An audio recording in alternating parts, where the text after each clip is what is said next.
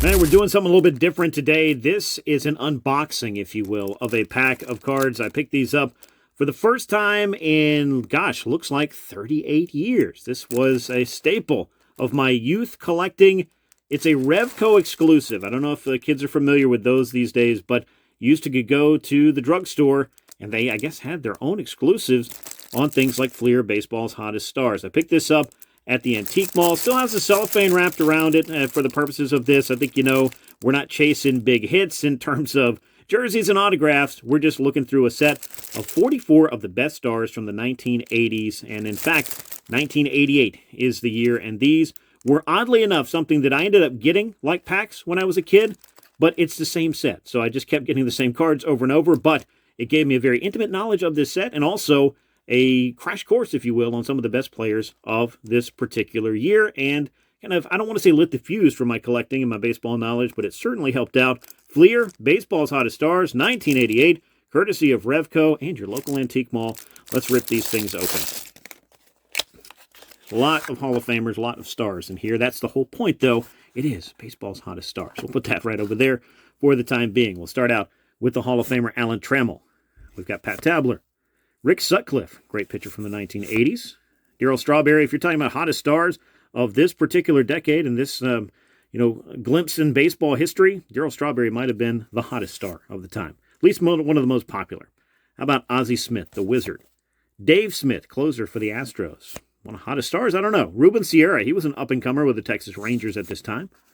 We've got Larry Sheets, who burned brightly there for a couple of years for the Orioles, ended up with the Tigers, has a son named Gavin Sheets who's playing in the big leagues now, but not necessarily one of baseball's hottest stars for very long, but long enough to be included in this set. Former Braves hitting coach Kevin Seitzer, he was a hitting machine for the Royals when he first came up. We got Mike Scott. Don't know what's going on with that baseball in there, but I can tell you this. Mike Scott, one of the great strikeout pitchers of the latter part of the 1980s. Mike Schmidt, one of the greatest sluggers of all time, slugging third baseman, maybe the best third baseman of all time. If you're from Philly, I'm sure that's probably your opinion. If you're from Atlanta, it might be that Chipper Jones guy. How about Benito Santiago? He was one of the rising stars of the 1980s. Shane Raleigh. This is the one in this set that I question probably the most because he had a pretty good year. I mean, congratulations. He won 17 games, but I can't necessarily say with a 4.39 ERA in the 1980s that you're one of baseball's hottest stars. But what do I know? He's left-handed with a pulse. He won games, and he's in the set. I'm not.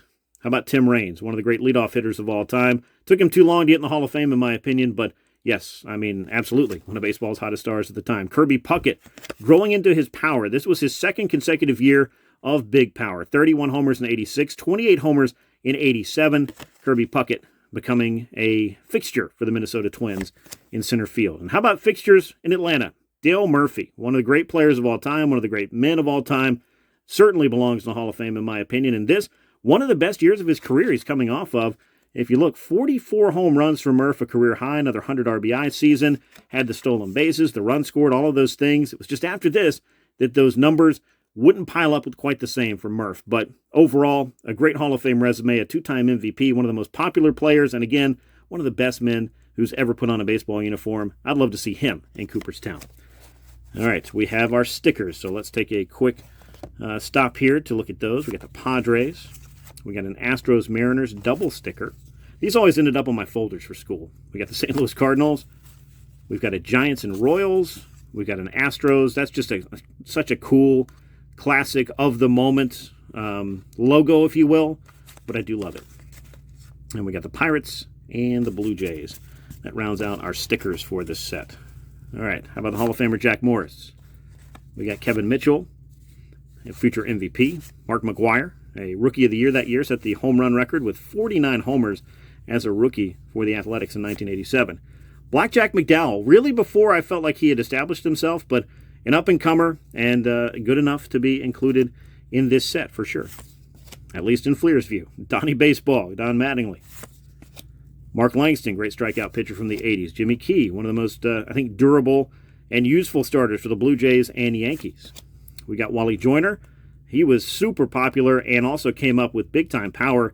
It looked like Wally Joyner was going to be one of the just best players in the American League for a long time. And he had a very good career, just never the same production of that 1986-1987 version of Wally Joyner.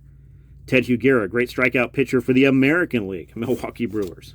Orel Hershiser really was on the rise at this point. Everybody knew who he was, but in 1988, he would go on to win the Cy Young Award, throw that scoreless inning streak, and become one of the best pitchers in baseball. We got Tommy Herr. He's a great example of what a second baseman can do. Minimal power, but how about 8 homers, 110 RBIs? That's just not the kind of thing you see very often. I think the last guy with fewer than 10 homers and 100-plus RBIs was Paul Molitor. Keith Hernandez, sans mustache. That's just a weird look, isn't it? Ricky Henderson with the New York Yankees. So not in the pinstripe series in the Road Grays, but I know Ricky appreciates being in this set. Tony Gwynn, the Hall of Famer, one of the great hitters of any era. Mike Greenwell was a rising star with the Red Sox at this time. Rest in peace, Mike Greenwell passed away not too long ago. Dwight Gooden, Dr. K, one of the more exciting pitchers who ever exploded onto the scene in any era. And kind of a question of what if, maybe not kind of, but definitely a question of what if he had been able to keep up that production for a long period of time. He looked like he was heading to the Hall of Fame. Gary Gaetti, third baseman for the Minnesota Twins. Julio Franco, Indian shortstop at this time. The ageless wonder before he started aging at least a little bit. Tony Fernandez, really great underrated shortstop from the 80s. Andre Dawson, first year with the Cubs, signed, I believe they say, the blank contract, if you will, because of the collusion at that time. Hit 49 homers, became the MVP of the National League in his first year in Chicago. Eric Davis, my great what if. When you ask me, like, what player would I love to have seen stay healthy? Yes, there's answers like Bo Jackson and Ken Griffey Jr. I totally get that. Those are great answers. How about Eric Davis, though? I think this guy, had he been able to keep his peak powers for a little bit longer, 400 homers, 400 steals, easy, maybe 500, I don't know. But Eric Davis, I wouldn't have put it out of the realm of possibility. If this was a guy that could play 150 or more games for about a 10-year run, I would love to have seen what the prime of Eric Davis's career truly could have looked like. Roger Clemens, the Rocket. Will the Thrill Clark, one of the great nicknames. Jose Canseco, the year before 40-40. George Brett on his way to Cooperstown and 3,000 hits. Bobby Bonilla, so they went Bonilla and not Bonds for the Fleer Baseball Hottest Stars, 1987/88. Bonds was in the set the previous year, though. Wade Boggs, 200 hits a year, batting title every year. That's what Wade Boggs was doing throughout the 80s. And George Bell, the MVP in 1987 in the American League. So a nice walk through memory lane with some of the great players of the 1980s. I think for me, this set always represented an opportunity to add another Dale Murphy card to my collection. Even if it was the exact same Dale Murphy card that I'd added a couple of weeks prior, this was Fleer's Baseball's Hottest Stars. So if you enjoyed this, we'll do some more unboxings. Of course, we'll do some more rips, and we're going to start breaking some cases here soon on the channel. So make sure you're subscribed right here on YouTube and on all social media. Also, hit that like button. I appreciate that, and I look forward to catching you in the next video here on Wax Packing Nostalgia.